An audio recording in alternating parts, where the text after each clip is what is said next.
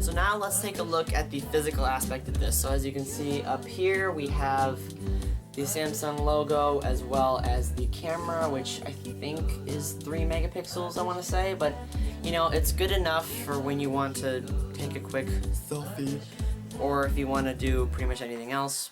Moving to the back of this, as you can see, we have the home button, which is the fingerprint scanner, of course. And then we have the button right here, which allows you to, no, that's the wrong button. That is the back button, and then that is the multi-view button, which of course is being used as the recent apps tray, as well as if you hold it down, you get the split screen view. Then moving to the side, of course, we have the volume rocker, which in comparison to the iPad mini, the one that I had, they had the buttons separated, which got a little bit of getting used to, but all in all is pretty not that hard. And then we have the power button, and then as you can see, if we pop off the case, we have the SIM card, not the SIM card, the micro SD card, and then there's a little pin right there where you can eject it. And then on the back, on the other side, we actually have nothing, which I was surprised with. There's nothing on this side. Then we flip to the back.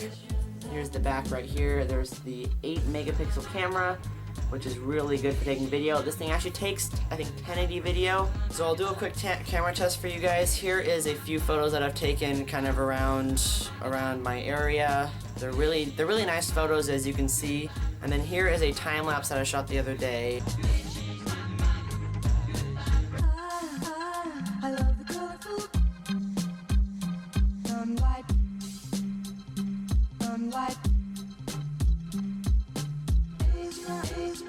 And then there are these little little dimples, I guess, here, which are used for the first-party accessories by Samsung, which you can use like a smart cover.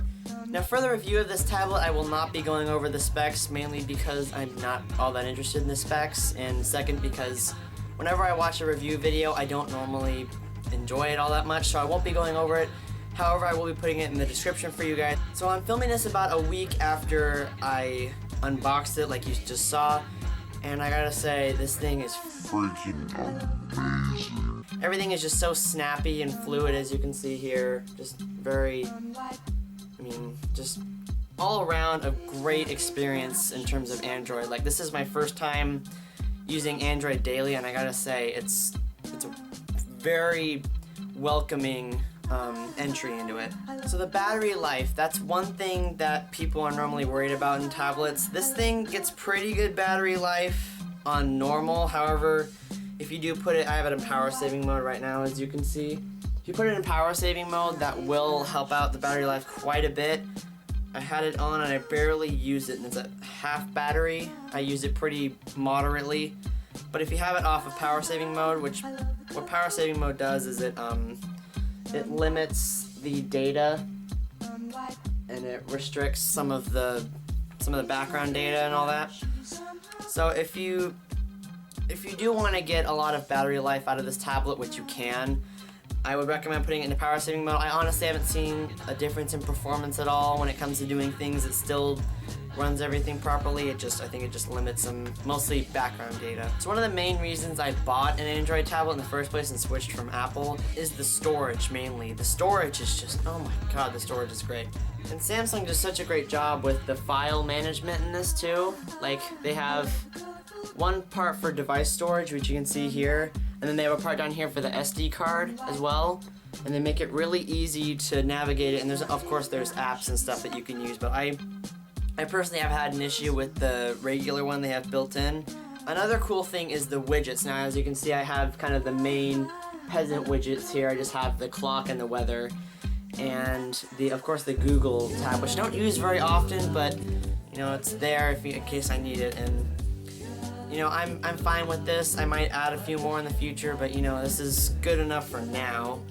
The icons, of course, I've changed. There's this app I use called Awesome Icons, which will scan for all the apps you have, and then you can download icon packs off of the Play Store. So then you can go through all of them and you can pick out which ones you want. Like, let's say with 1Password, I don't want the regular one. You can pick it and see it's from the icon pack Polycon.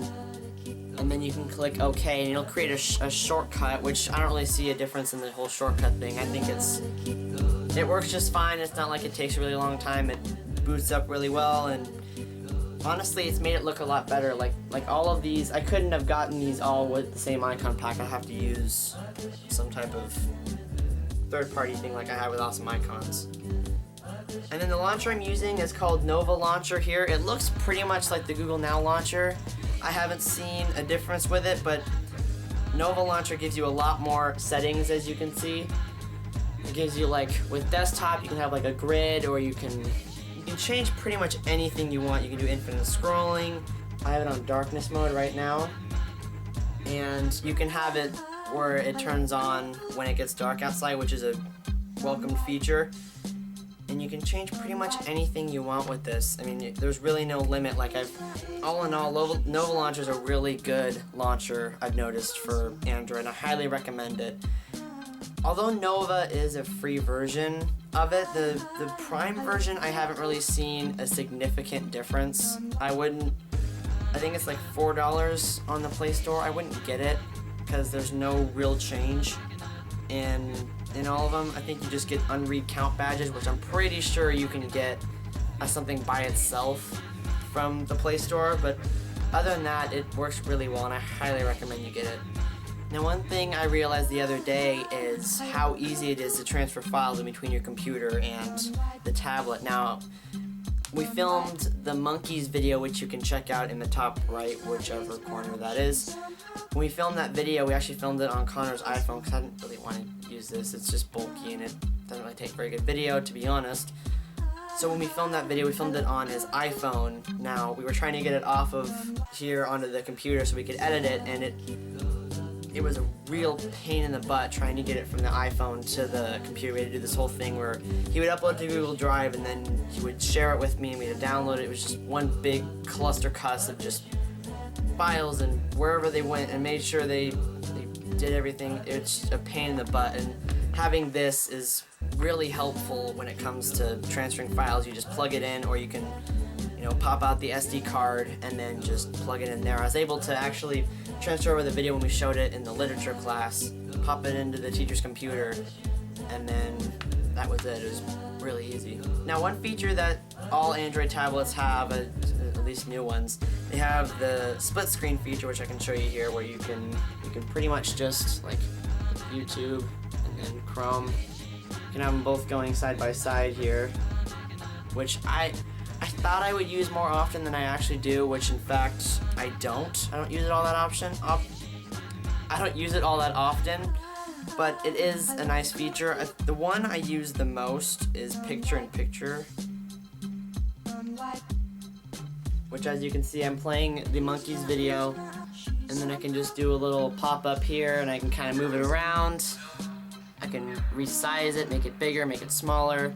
It's actually, coming from Apple, where they've just implemented it into the newer devices, it's really awesome. I love being able to do that, being able to, like, kind of move it around and being able to look at Chrome, for instance, which is something I could never do before on the first iPad mini. It's a really, welcomed feature, in my opinion, and I use it often. So now you're probably wondering where I got this sick wallpaper. Look at that. Oh my god, look at that. It is from an app, or more importantly, an application or a utility called Musy. Now, what Musy does is it'll draw from icon packs or launchers, and it'll list them all here. You can't really see it because they make it kind of invisible, but you're able to add the built-in wallpapers from launchers. Now, I downloaded an extension for here called Earth View, which every day it'll pick a new random photo of the Earth. I even got one the other day from Argentina that looked really awesome. It had red and blue on it. It looked really sweet. So if you have an Android tablet, or any Android device for that matter, and you want really cool wallpapers every day, I highly recommend getting Musy, and then more importantly, getting the Earth View app, or the add-on for it. It looks really awesome. Now, one thing I do miss from Apple is the ability to have iMessenger. Now, I used iMessenger a lot with my friends because they all have iPhones. But I found that Google Hangouts works fairly well. I mean, it's the exact same thing. You just gotta have your friends kind of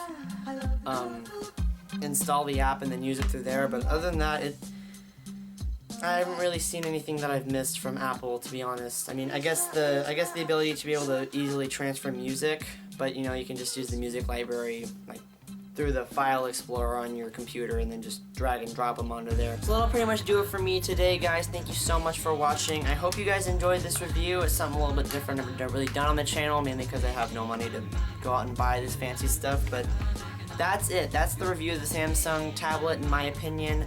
This was well worth the upgrade. I don't think I could go back to my iPad mini now. So if you enjoyed this video, make sure you give it a thumbs up and subscribe for more down below. And comment down below if I should do more of these. I might do these in the future if I get money.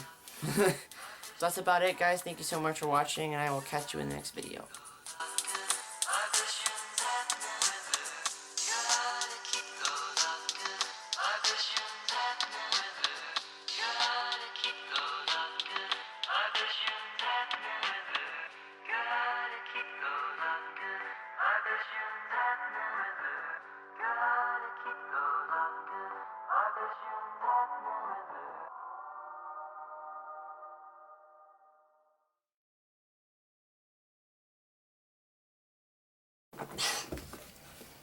Oh, that's why.